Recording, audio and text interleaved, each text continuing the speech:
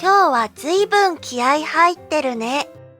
見て、パンチもずいぶん良くなったの。でも、相手はずいぶんと強い選手なんでしょ？ずいぶんなこと言ってくれるじゃん。ずいぶん努力なさってくださいませ。ずいぶん JLPT N3 レベルで勉強する副詞です。これはな形容詞としても使うことができます。1、すごく、かなり、非常に。これは話している人の主観による判断です。話している人にとってすごく、かなり予想外だ、驚いたという時に使います。ポジティブなことにもネガティブなことにも使えます。今日はずいぶん気合入ってるね。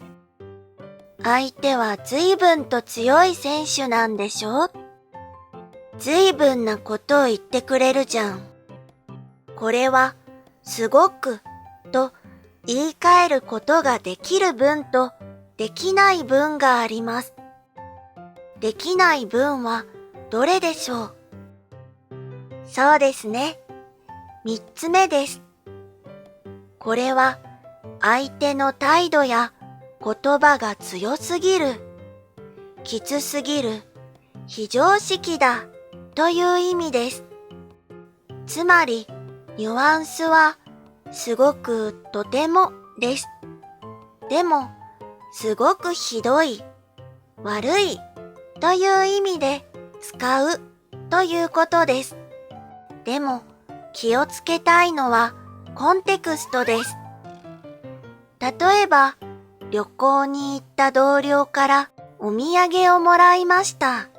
すっごく高いブランドのバッグでした。私はとっても驚きました。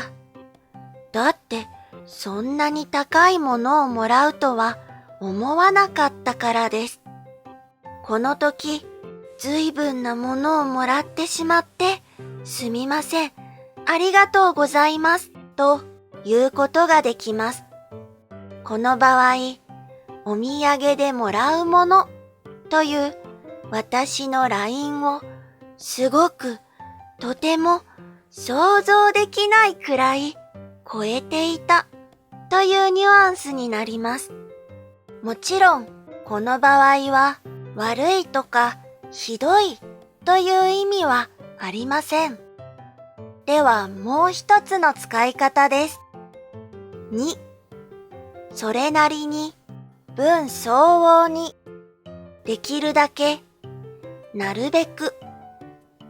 トピックがその人の能力、レベル、ポジションなどにふさわしいこと。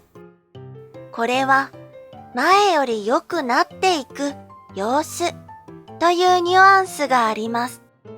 その人が今いる状況の中でベストの力を出す、全力を尽くす、これから頑張るという意味で使うこともできます。では、例文を見てみましょう。見て、パンチもずいぶん良くなったの。ずいぶん努力なさってくださいませ。成績がずいぶん上がったから、あの大学に行けるかも。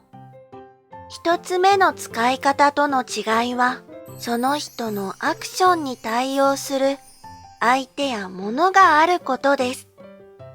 選手として、相手と戦うために、自分のレベルで、その人の能力やレベル、ポジションなどが、それらにふさわしくなっていく、マッチングしていく、または、それらに向かってできるだけ努力する、できるだけ頑張るというニュアンスです。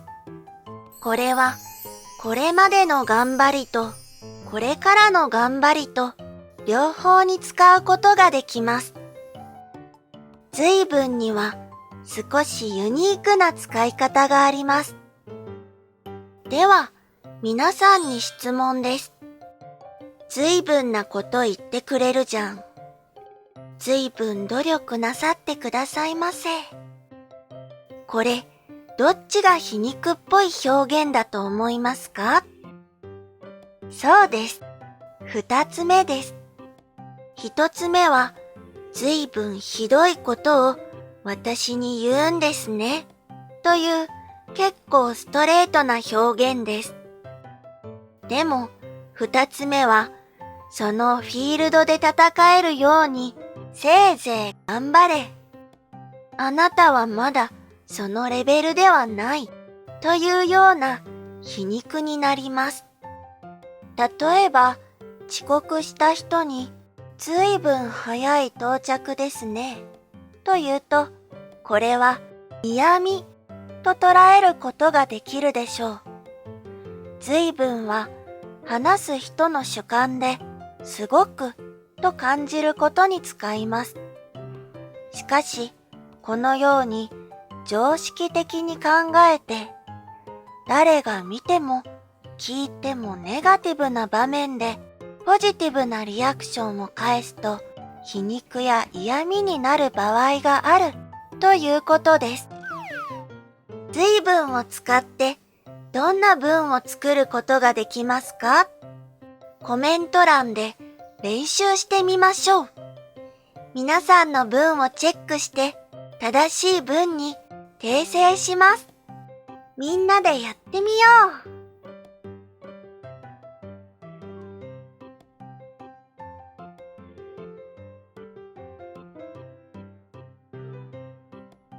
Thank you for watching my video and おつわさびーも。バイバイ。